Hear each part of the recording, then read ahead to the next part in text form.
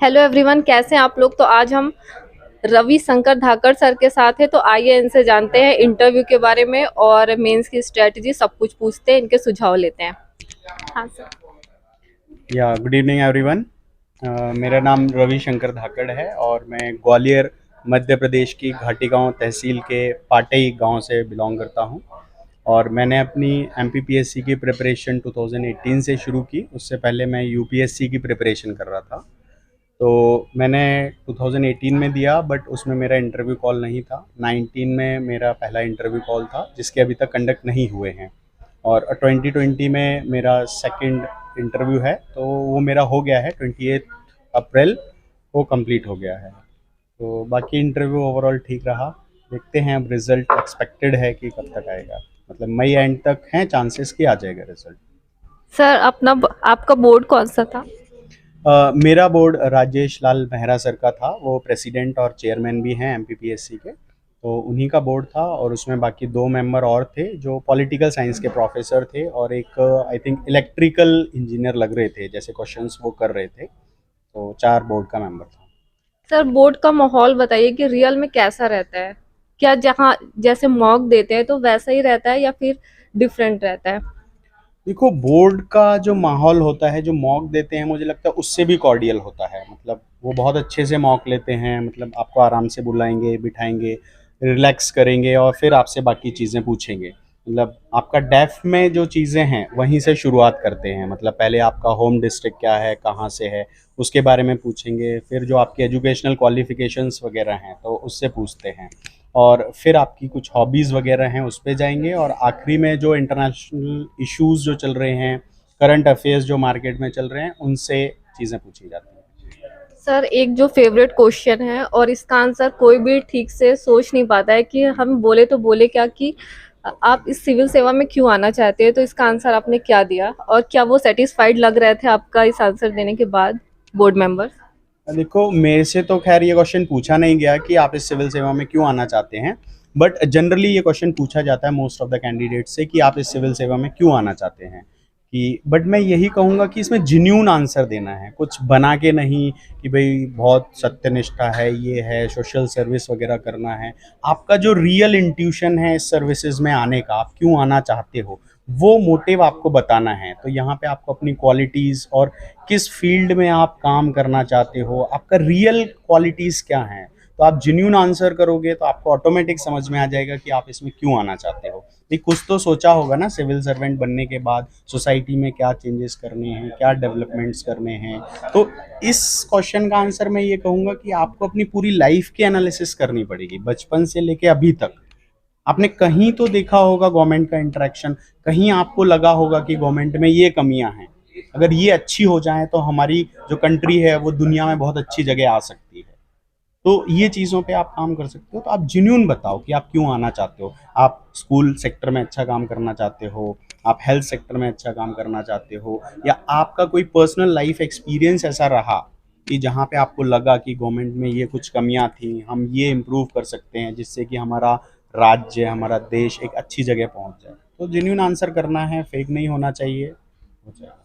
Sir, जैसे आपने अभी इंटरव्यू दिया है, तो आपको क्या लगता है कि रियलिटी में इंटरव्यू की तैयारी कैसे करनी चाहिए और हमें किन चीज़ों पे ध्यान देना चाहिए इंटरव्यू के लिए कि इंटरव्यू अच्छा जाए। अभी जिनका और भी है तो वो किन चीज़ों को और देख के जाए, क्योंकि आपको एक्सपीरियंस भी है, आप एक टीचर भी है, तो आप अच्छे से गाइड कर पाएंगे। देखो, इंटरव्यू का जो प्रिपरेशन होता है, ऐसा नहीं है कि हम 20 दिन में कर लें, एक महीने में कर लें, एक साल में कर लें। इंटरव्यू क्या है, ट्रेड्स हैं, आपकी पर्सनैलिटी को चेक किया जाता है यहाँ पे। कि यहाँ पे क्या है, आपका नॉलेज का जो टेस्टिंग था वो मेंस तक हो गया। अब वो एक्चुअली आपकी पर्सनैलिटी को उस लेवल पे जज करते हैं कि आप किस पोस्ट पे जस्टिफाई करते हो। कि भाई आप एक इंस्पेक्टर रैंक पे जस्टिफाई कर रहे हो, तहसीलदार पे जस्टिफाई कर रहे हो, या ऑफिसर पे, या आप डीसी पे। तो आपको ये पर्सनालिटी 20 दिन में नहीं आ सकती। आपने जो बचपन से सीखा है अपनी लाइफ में, वो सारे एक्सपीरियंसेस को याद करना है। आपको अपने ऊपर काम करना है, आपको अपनी थॉट प्रोसेस को डेवलप करना है। मतलब मेडिटेशन करना है जितना हो सकता है डेली, सुबह आधा घंटा 45 मिनट्स सिटिंग देनी है कि भाई मेरे अंदर क्या क्वालिटीज़ हैं जो मैं सर्व कर सकता हूँ। तो फिर आप उन चीज़ों पे ध्यान करोगे तो आपको समझ में आ जाएगा। ओके। सर आपसे सिचुएशन बेस्ड कोई क्वेश्चन पूछा गया था कि अगर आपको डीसी बना दिया जाए तो? हाँ, एक सिचुएशन बेस्ड क्वेश्चन आया था कि आपको अगर डीसी बना दिया जाए तो आप अपने गांव में जो प्रोजेक्ट्स वगैरह चल रहे हैं उनको कैसे अच्छे से इम्प्लीमेंट करोगे, तो और कुछ नया करने की कोशिश करोगे क्या? तो मैंने उसका यही जवाब दिया कि देखो सर, जो पहले तो जो स्कीम्स और जो प्रोग्राम्स जो चल रहे हैं वो बहुत अच्छे हैं, मतलब क्योंकि इतने हाईली इंटेलेक्चुअल लोग होते हैं, जो आईएएस ऑफिसर्स होते हैं, ब्यूरोक्रेट्स होते हैं, वो बहुत ही क्वालिफाइड होते हैं, वो जो प्लान्स बनाते हैं वो बहुत अच्छे होते हैं, बट प्रॉब्लम जो है हमारी कंट्री में वो ग्राउंड लेवल पे है। वहाँ पे इम्प्लीमेंटेशन प्रॉपर नहीं होता है, करप्शन होता है, प्रोजेक्ट्स डिले बहुत होते हैं, ओवर टाइम हो जाएगा, 1 महीने में ब्रिज बनना था 4 महीने तक नहीं बना, कोई रोड के गड्ढे 1 महीने में भरने थे 4 महीने तक नहीं भरे। तो मैंने यही कहा कि सर पहला मेरा जो काम होगा, मैं ग्राउंड पे जो प्रोजेक्ट्स हैं उनका इम्प्लीमेंटेशन बहुत अच्छे से करूँगा, क्योंकि मैं एक एविएटर हूँ, एविएशन फील्ड से आया हूँ। तो वहाँ पे एयरक्राफ्ट्स में डिले जैसी चीज़ कोई नहीं होती। आप 15 मिनट से ज़्यादा आपका एयरक्राफ्ट डिले हो जाता है तो आपको रिटर्न में लिख के भेजना पड़ता है डीजीसीए को कि वो लेट क्यों हुआ है।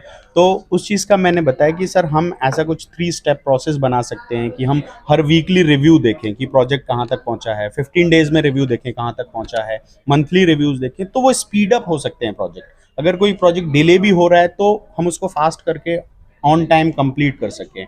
फिर मैंने कहा पहले मैं इन्हीं चीज़ों पे काम करूँगा सर, फिर मुझे लगता है तब मैं कहीं पे इनोवेशन या फिर कुछ नए तरीके, जो मॉडर्न टेक्नोलॉजी चल रही है उसको हम यूज़ कर सकते हैं। ये आंसर है। और सर मॉक में सिखाया जाता है कि जब भी आपसे कोई भी क्वेश्चन पूछा जाए तो उसके आप पॉइंट में आंसर दो कि सर इसके लिए मैं 3 पॉइंट बताना चाहूँगा या चाहूँगी। तो क्या ऐसा रियलिटी में इम्प्लीमेंट हो पाता है वहाँ पे, ऐसा कि याद आता है कि हम 1 2 3 4 पॉइंट बताते हैं वहाँ पे, या फिर जो नेचुरल हमारा रहता है वैसे ही आंसर देते हैं? नहीं, ये बहुत अच्छा क्वेश्चन किया आपने कि ये चीज़ है ना, देखो क्या होता है इसका आंसर करने का, 1 2 3 4 पॉइंट्स में आंसर करने का सबसे बड़ा रीज़न ये होता है कि आपकी माइंड की थॉट प्रोसेस कितनी स्ट्रांग है, क्लैरिटी कितनी है आपके दिमाग में। तो इसलिए हम उसको पॉइंट्स में आंसर करते हैं, तो उनको भी लगता है कि इस बच्चे के पास प्रॉपर आंसर्स हैं।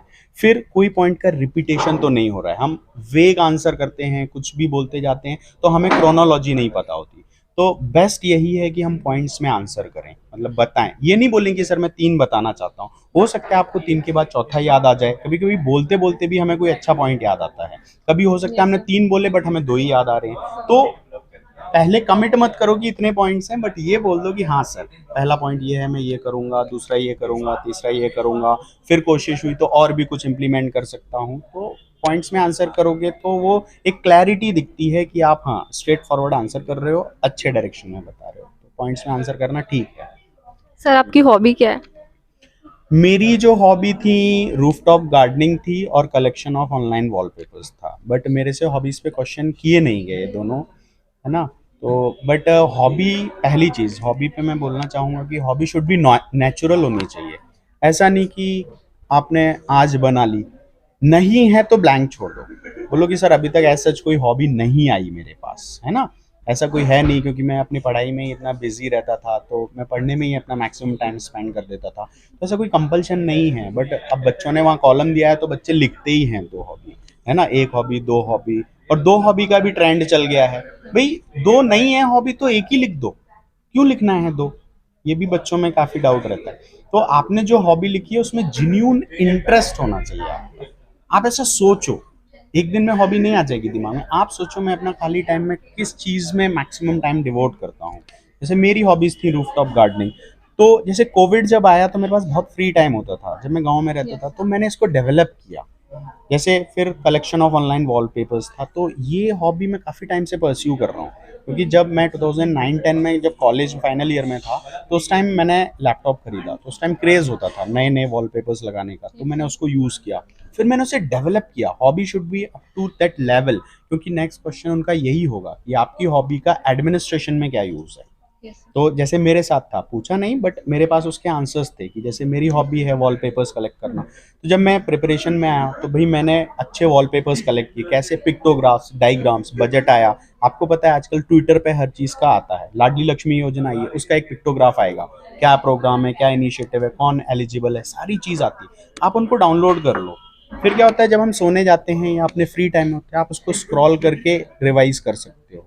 तो फिर उसका सबसे बड़ा अब एडमिनिस्ट्रेशन में क्या यूज़ है, आप देखो कहीं भी गवर्नमेंट में जाओ, कोई भी काम हो, हम सब चीज़ की होर्डिंग लगाते हैं, चाहे हमारा इन्वेस्टर सबमिट हो, चाहे टूरिज्म का हो, सारी चीज़। फिर उससे रेवेन्यू कलेक्शन भी हो रहा है हमें। अभी देखो इंदौर नगर निगम में इतने सारे होर्डिंग्स लग गए, तो रेवेन्यू भी आ रहा है। तो आपकी हॉबी को आपको एडमिनिस्ट्रेशन में इंटरलिंक करना पड़ेगा, क्योंकि हॉबी के बाद नेक्स्ट क्वेश्चन यही है कि आप अपनी हॉबी को एडमिनिस्ट्रेशन में कैसे यूज़ करोगे। तो आपका पास उसका बहुत अच्छा आंसर होना चाहिए, और आंसर लोकल लेवल पे नहीं होना चाहिए। आपकी हॉबी को आप ग्लोबल स्केल तक कैसे ले जा सकते हो, मतलब आप अपनी कंट्री को कैसे रिप्रेजेंट कर सकते हो। कि कल को मैं एज ए ऑफिसर कहीं जाऊंगा, किसी इंटरनेशनल कन्वेंशन में जाऊंगा, तो वहाँ पे सबसे पहली चीज़ क्या होती है, हम सबसे पहले अपने बैनर्स लगाते हैं, होर्डिंग्स लगाते हैं कि हमारी कंट्री की ये चीज़ें हैं। जैसे हमारा कंट्री का स्कीम चल रहा है इनक्रेडिबल इंडिया, अतिथि देवो भव, तो हम उसमें क्या करते हैं, अपनी कंट्री का आर्ट एंड कल्चर को प्रोजेक्ट कर रहे हैं। हमारी जो टूरिज्म की साइट हैं, मंदिर हैं, वो सब दिखाते हैं। तो क्या है, वॉलपेपर है। वॉलपेपर। तो आपको अपने हॉबी पे बहुत डीप में जाके काम करना पड़ेगा, उसको सोचना पड़ेगा। कई बार होता है हमारी हॉबी बहुत अच्छी होती है, बट हम उसको इंटरलिंक नहीं कर पाते, तो आपको उसको इंटरलिंक करना पड़ेगा। सर, और ऐसा क्या रीजन है कि आयोग अब हॉबी से ज्यादा क्वेश्चन नहीं पूछ रहा है? किसी से भी पूछो तो बोलता है ना, हॉबी से कोई क्वेश्चन नहीं था। क्या आयोग को ऐसा लग गया है कि लोग हॉबी बना लेते हैं एक दो दिन में? हाँ, मतलब ऐसा भी है, क्योंकि 80% बच्चों की हॉबी जेन्यून नहीं होती, बट कंपल्शन की वजह से वो लिखते हैं। तो उन्हें वहाँ पे जेन्यून पर्सनैलिटी टेस्ट करनी है कि आप ओरिजिनली कैसे हो। हॉबी पूछेंगे तो कई बार फेक भी हो जाता है ना। तो वो उसकी जगह दूसरे क्वेश्चन पूछते हैं जिससे आपके जेन्यून आंसर्स आए। पहली चीज, कभी भी आप बनावटी आंसर्स मत दो, जेन्यून आंसर्स दो। जो सच्चाई है वहां तक बोलो, उसके बाद सॉरी सर बोल दो, नहीं आ रहा है तो, है ना, ऐसा है। सर, आपकी जॉब से कोई क्वेश्चन पूछे गए थे, प्रीवियस जॉब से? जॉब से क्वेश्चन पूछे नहीं उन्होंने मेरे से, है ना। और जैसे मैंने जॉब एक्सपीरियंस भी है, मैंने काफ़ी फेमस इंस्टीट्यूशंस में काम किया है एविएशन में ही, तो उन्होंने वहाँ से क्वेश्चन पूछे नहीं मेरे से। मैं चाह रहा था कि पूछें, क्योंकि मेरे पास वर्किंग एक्सपीरियंस था, मेरे पास प्रैक्टिकल नॉलेज भी था, नहीं पूछा। बट लास्ट में आते आते मेरे से उन्होंने एक क्वेश्चन पूछा कि आप 2013 में आपने इंजीनियरिंग कंप्लीट किया, तब से अभी तक क्या कर रहे थे। तो मैंने बोला सर मैं 13 से 18 तक जॉब में था, उसके बाद प्रिपरेशन में आया। तो फिर वो यही फिर बोलते अच्छा तो 19 का भी दिया था मैंने, हाँ सर। तो बोले इसमें इंटरव्यू कॉल है, मैंने कहा हाँ, तो आओगे वापस, मैंने कहा आऊँगा। तो अगर ये क्वेश्चन शायद पहले होता तो वो फिर पूछ सकते थे कि क्या जॉब था, क्या प्रोफाइल थी, क्या काम करते थे। बट जॉब से क्वेश्चंस आते हैं, आपका जॉब प्रोफाइल स्ट्रांग होना चाहिए, आप जो काम करके आए हो उसकी प्रैक्टिकल नॉलेज बहुत अच्छे से होना चाहिए। दूसरी चीज़, फिर वो पूछेंगे कि आप जो काम करके आए हो उससे एडमिनिस्ट्रेशन में क्या हेल्प हो। तो आपको उस क्वेश्चन को बहुत अच्छे से प्रिपेयर करना है, सोचना है। आप किसी से पूछ नहीं सकते, क्योंकि काम आपने किया है। और आप जब खुद से वो क्वेश्चन करोगे तो आपको आंसर ऑटोमेटिक मिल जाएगा कि भाई मेरे पास जो स्किल्स हैं मैं उसको एडमिनिस्ट्रेशन में कैसे अप्लाई कर सकता हूँ। तो हर चीज़ का एप्लीकेशन होता है, चाहे वो कोई भी फील्ड हो। सर, बच्चे जैसे आप जानते हैं कि इसमें एक लक भी रहता है आपके हार्ड वर्क के साथ, तो काफ़ी टाइम हो जाता है। तो ऐसे बच्चे जो फुल टाइम प्रिपरेशन कर रहे हैं और जॉब नहीं कर रहे हैं, तो वो इंटरव्यू के टाइम डरते हैं कि बोलेंगे क्या, कि इतने दिन से हम कर क्या रहे थे। तो उनके लिए कोई आंसर आप बता सकते हैं? देखो, जो बच्चे काफ़ी टाइम से इस प्रिपरेशन में हैं, तो देखो अभी जैसे लास्ट 5 साल की अगर हम कहानी देखें तो उसमें तो बोल सकते हैं कि सर कोविड पीरियड था, मैं कोविड में था, है ना। उसके साथ मैंने प्रिपरेशन की, है ना। और कोशिश करनी है कि आप कुछ अल्टरनेट एम्प्लॉयमेंट अभी अगर नहीं कर रहे हो तो फ्यूचर के लिए कुछ दिमाग में होना चाहिए। अभी बोल सकते हो कि सर अभी मैं यंग हूँ, मेरे पास टाइम है, एज है, तो मैंने पहले सोचा मैं पूरी एनर्जीज इधर लगाऊं। बट अगर मेरा नहीं होता है तो मेरे पास कुछ एक बैकअप प्लान भी होना चाहिए। अगर आप 21 से 25 साल की एज में हो तो ज़्यादा दिक्कत नहीं आएगी, वो भी समझते हैं क्योंकि पिछले 5 साल से एग्ज़ाम नहीं हुआ है। बट आप उस ब्रैकेट में हो, 30 प्लस वाले ब्रैकेट में हो, तो फिर आपके पास कुछ बैकअप प्लान होना चाहिए, क्योंकि फिर नहीं तो उनको ये लगेगा कि he is not serious enough, क्योंकि लाइफ में और भी रिस्पॉन्सिबिलिटीज़ होती हैं। तो आपके पास कुछ होना चाहिए बैकअप प्लान, कुछ earning offline online direct indirect, कुछ तो आपको बोलना पड़ेगा वहाँ पे, है ना। ब्लैंक नहीं बोल सकते हो, क्योंकि नहीं तो फिर आपकी सीरियसनेस चली जाती है कि आप एक ही चीज़ में चले गए हो। तो अगर वहाँ नहीं मिला तो फिर लाइफ एंड हो जाएगी ना, ऐसे नहीं करना है। तो आपको कुछ अल्टरनेट बताना है कि सर मैं ये कर सकता हूँ, ये मेरे पास है, या मेरा फैमिली बिजनेस है तो मैं उसको डेवलप करूँगा, या मैं अपनी फैमिली को इनडायरेक्टली सपोर्ट कर रहा हूँ कि मैं उनको आइडियाज़ देता हूँ, यहाँ जो पढ़ता हूँ उसको बताता हूँ। तो उससे आपका ये दिख रहा है ना कि आप जो नॉलेज गेन कर रहे हो उसको यूज कर रहे हो, तो वो चीज़ बता सकते हो। सर अभी 21 मई को फ्री है, तो उसके लिए आप क्या बोलना चाहेंगे कि बच्चे क्या पढ़ के चले जाए? अब लास्ट टाइम में उनको क्या पढ़ के जाना चाहिए? देखो अब लास्ट के 10 to 15 डेज बचे हैं प्रीलिम्स के लिए, तो मैं यही कहूँगा कि यहाँ पे देखो जैसे मैंने 4 प्रीलिम्स क्रैक किए हैं, तो मेरा जो एक्सपीरियंस है, जो मैंने सीखा उसमें यही है कि यहाँ पे मैक्सिमम वेटेज जो है एमपी का है, पहली प्रेफरेंस। तो आप कुछ भी हो 3 से 4 घंटे एमपी को डेली पढ़ना है विदाउट एनी लैक क्लस्टर, छोड़ना नहीं है, उसको डेली पढ़ना है। दूसरी चीज़ कमीशंस का मैक्सिमम वेटेज है। ये दो एरिया ऐसे हैं जहाँ से आप जो पढ़ोगे उससे क्वेश्चन आएगा, ठीक है। तो इसको छोड़ना नहीं है, 4 से 5 घंटे ये दो टॉपिक को तो डेली ही पढ़ना है। उसके बाद आपके कुछ बाकी जो टॉपिक्स ऐसे हैं जहाँ से आप पढ़ोगे प्रोबेबिलिटी वहाँ से आ भी सकता है और नहीं भी आ सकता है, तो फिर आप उसमें ये करोगे कि साइंस एंड टेक का जो भी बेस्ट सोर्स मिले वो पढ़ लो, है ना। करंट अफेयर्स का जो है आप वो पढ़ लो, और बाकी इसके बाद जो स्टैटिक पोर्शन बचता है, हिस्ट्री, ज्योग्राफी, पॉलिटी, इकोनॉमी, तो उसमें मैं ये कहूँगा कि पॉलिटी के क्वेश्चंस डायरेक्ट स्ट्रेट फॉरवर्ड आते हैं, आप उस पर फोकस करो। उसमें बेसिक जो चैप्टर्स हैं, fundamental rights, DPSP, fundamental duties और पार्लियामेंट, ये मेजर टॉपिक्स हैं, इनको तो आपको बार बार रिवाइज करना है। ऐसे ही ज्योग्राफी है, तो वर्ल्ड ज्योग्राफी में कुछ टॉपिक्स हैं, mountains, plateau, plains, rivers, lakes, ये आपको एटलस के साथ पढ़ने हैं। तो वहां से ये दो चीज हो जाएंगी।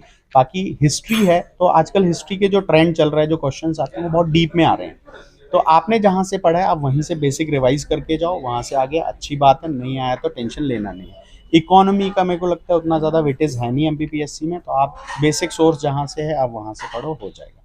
बट अल्टीमेटली फिर मैं कहूँगा कि revision is the key to success. Maximum time revise करना है, रिवाइज उन चीज़ों को जहाँ से क्वेश्चन ज़्यादा आते हैं, जैसे एमपी, कमीशंस, पॉलिटी और ज्योग्राफी, इन चीज़ों पे आप फोकस करोगे तो सर मेंस का बता दीजिए कि मेंस की क्या स्ट्रेटजी होनी चाहिए कि आपका इंटरव्यू कॉल आए ही आए? देखो मेंस की स्ट्रेटेजी ये है कि अभी रिसेंट में सिलेबस अपडेट हुआ है, आपको भी पता है, तो इसमें अब क्या हो गया है कि यूनिट वाइज हो गया है, पहले ऐसा नहीं होता था, तो हर यूनिट का अपना इक्वल वेटेज है। तो पेपर 1 और 2, तो इनमें हम देखें तो ज़्यादा चेंजेस नहीं है, बस पबेड और सोशोलॉजी आया है और बाकी चीज़ें माइनस ही हुई हैं, वर्ल्ड हिस्ट्री टाइप। तो इसमें यह है कि आप पुराना कंटेंट जो है, आप जिन रिसोर्सेज से पढ़ रहे थे उन्हीं से पढ़ो, पेपर 1 2 में दिक्कत नहीं आएगी।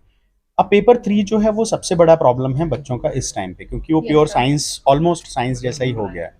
तो उसमें मैं ये कहूँगा दोनों ही मीडियम के लिए, हिंदी और इंग्लिश, उसमें आपको ये चीज़ करनी है कि जो फर्स्ट 3 यूनिट्स हैं, फिजिक्स, केमिस्ट्री, बायो, उसका एक ही अल्टीमेट सोर्स है एनसीईआरटी 9th और 10th की, जिसमें आपको 80% कंटेंट मिल जाता है, वहाँ से पढ़ो। बाकी जो 20% रह जाता है, आप अदर एनसीईआरटी बुक्स गूगल करो और वो टॉपिक के सिर्फ नोट्स बना लो। ये 3 यूनिट यहाँ से खत्म हो जाएंगी। यूनिट 6 7 8 के लिए मार्केट में बहुत सारी बुक्स मिल रही हैं, कोई भी एक बुक ले आओ। कोई भी बुक कंप्लीट नहीं होती, पहली चीज़ मल्टीपल बुक्स नहीं लानी है, सिंगल बुक लानी है, उसी को पढ़ना है। उसमें जो कमी रह गई है गूगल से उसको अपडेट कर लेना है, वहाँ से हो जाएंगी। एनवायरमेंट की जो यूनिट है उसके लिए है शंकर आईएएस की बुक, उसमें भी शुरू के चैप्टर्स को बहुत अच्छे से पढ़ना है डीप में जाके, क्योंकि वो बेसिक है एनवायरमेंट का। बाकी के चैप्टर्स में से इंपॉर्टेंट जो आपके सिलेबस की चीज़ें हैं वो निकाल लेनी है। यूनिट 10 ज्योग्राफी की है, जियोलॉजी, तो वो ज्योग्राफी की बुक्स में मिल जाती है।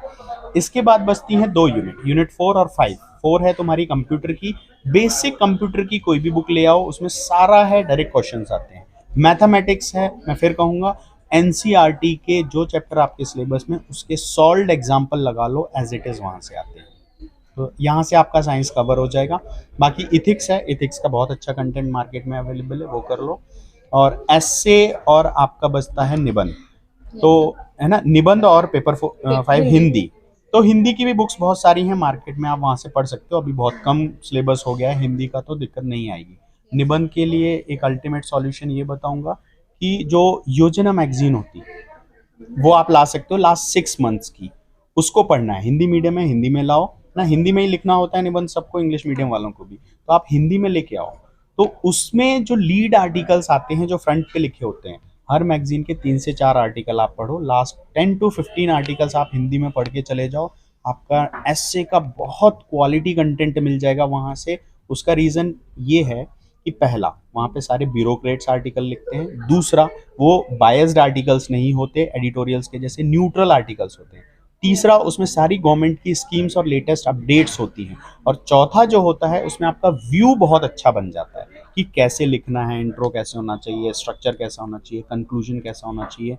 तो मैं कहूँगा मैं तो यही करता हूँ निबंध के लिए, तो ये बेस्ट सोर्स है। और बाकी मार्केट में तो फिर इतना मटेरियल अवेलेबल है, तो मटेरियल से बचना है। मैं तो मिनिमम मटेरियल फॉलो करता हूँ। Yes sir. Sir time management कैसा था आपका मेंस में? आप कैसे पहले 3, 5 और 11 में क्या ऐसा कुछ आगे पीछे करते थे आप कि पहले 11 मार्कर कर लिया आपने या 5 मार्कर कर लिया, कि जैसा है स्टार्टिंग से ही वैसे ही करते थे? देखो जनरली यहाँ पे जैसे मुझे बच्चों से पता चला, यहाँ पे जो बच्चे ट्रेंड जो फॉलो करते हैं, कई बच्चे पहले लॉन्ग क्वेश्चन करते हैं, फिर 3 मार्कर करते हैं और फिर 5 मार्कर करते हैं। ये जनरल ट्रेंड है बच्चों का। But yes sir. मैं ऐसे नहीं करता, क्योंकि मैं पहले 3 मार्कर करता हूँ। इसलिए मैं 3 मार्कर करता हूँ, उसका लॉजिक ये है कि 3 मार्कर जब हम लिखते हैं तो हमको प्योर फैक्चुअल नॉलेज डिलीवर करनी होती है। तो जब मैं 3 मार्कर लिखता हूँ तो मेरे माइंड में सारे फैक्ट्स आ जाते हैं। फिर उन फैक्ट्स को मैं 5 मार्कर में थोड़ा सा एक्सपेंड करके लिखता हूँ, मेरे 5 मार्कर्स कंप्लीट हो जाते हैं। और जब मैं लॉन्ग क्वेश्चन पे पहुंचता हूँ तो तब तक मेरे पास एनालिटिकल पावर और फैक्चुअल पावर दोनों आ चुकी होती है मेरे ब्रेन में, तो फिर मैं उसको लिखता हूँ। तो इसलिए मैं सिस्टमेटिक जाता हूँ, और वो क्रोनोलॉजी भी वही रहती है, क्योंकि कॉपी भी उसी डायरेक्शन में चेक होती है। और दूसरी चीज़ क्या होती है, जब हम लिखते लिखते जाते हैं तो हमारी राइटिंग भी थोड़ी रफ होती जाती है, प्रेशर बनता है। तो फिर राइटिंग जब खराब होगी तो लास्ट में ही खराब होगी। तो इसलिए मैं फिर उसी सेम सीक्वेंस में फॉलो करता हूँ। तो ये आप अपने कंफर्ट के हिसाब से आप टेस्ट सीरीज लगाइए, उसमें देखिए आपको कैसे कंफर्ट हो रहा है। पेपर कंप्लीट होना चाहिए, अल्टीमेटली टारगेट यही होना चाहिए। आप कुछ भी पहले करो, उससे मतलब नहीं है, बट आपका पेपर कंप्लीट होना चाहिए, कंटेंट अच्छा होना चाहिए और नॉलेज अच्छी होनी चाहिए, रिप्रेजेंटेशन अच्छा होना चाहिए, तो सिलेक्शन हो जाएगा आपका। सर आपको कोई प्रॉब्लम हुई थी टाइम मैनेजमेंट में, मेंस आंसर राइटिंग में? एक्चुअली शायद गॉड गिफ्ट बोल लो या कुछ बोल लो, कि मेरी बचपन से राइटिंग स्पीड थोड़ी अच्छी है। मतलब नॉर्मली मैं बहुत फास्ट लिखता हूँ, तो मेरा पेपर 3 मेंस हो गए तो अभी तक तो कभी छूटा नहीं। जैसे 18-19 में पुराना पैटर्न था, उसमें ज़्यादा लिखना पड़ता था, लेंदी पेपर्स आते थे, तो उसमें भी मेरा 5 मिनट पहले ही पेपर पूरा हो जाता था। और अब तो काफ़ी कम हो गया है, सेट कंटेंट है, लिमिटेड लाइंस हैं, तो खैर मेरा पेपर तो छूटता नहीं है, तो मैं तो उसी स्पीड में लिखता हूँ। बट मैं उन बच्चों के लिए बोलना चाहूँगा जिनका छूटता है, कि आप प्रैक्टिस करो, मैक्सिमम प्रैक्टिस करो, तो फिर आपकी स्पीड आ जाएगी। क्योंकि वहाँ पे बहुत प्रेशर होता है आपके पास। 3 घंटे में आपको 1.5 घंटे में 2 पार्ट में डिवाइड करना है, 2 पार्ट कंप्लीट करने हैं, तो आपको उस स्पीड से करना पड़ेगा। तो स्पीड डेवलप आपको करनी ही पड़ेगी। सर आपका फेवरेट पेन कौन सा है? फेवरेट पेन, फेवरेट पेन का ऐसे कहानी है कि मैं पहले जो लिखता था लिंक ग्लाइसर से लिखता था, है ना। फिर बाद में अभी सेलो का विनर भी आता है ना, वही पेन यूज़ करता हूँ नॉर्मल, वो 5-10 रुपए वाले पेन होते हैं। बस इसमें यही चीज़ ध्यान रखनी है कि देखो कोई भी पेन अच्छे से अच्छा ले आओ, इंक सब में निकलती है जब आप स्पीड में लिखते हो। तो उसका एक ही सॉल्यूशन है कि या तो आप एक कॉटन का कपड़ा लेके जाओ छोटा सा, या फिर जनरली मैं थंब पे ही उसको इंक को साफ करता था, उसमें कॉपी में स्प्रेड नहीं होनी है। बट ये प्रैक्टिस से आएगा, तो ये आपको करना पड़ेगा। और बाकी फिर अपने अपने हिसाब से है ना। और मैं सजेस्ट करूँगा कि कोई ग्रिप वाला ही पेन यूज़ करो। विदाउट ग्रिप वाले में क्या होता है कि मॉइस्चर आता है पसीने से, वो स्लिप होता है, तो ये गलती नहीं करना है। ग्रिप वाला पेन यूज़ करो। अब वो आप किस में कंफर्टेबल हो, पतला पेन, मोटा पेन, किस में कंफर्टेबल हो, उस हिसाब से आप यूज़ कर सकते ओके, थैंक यू सर।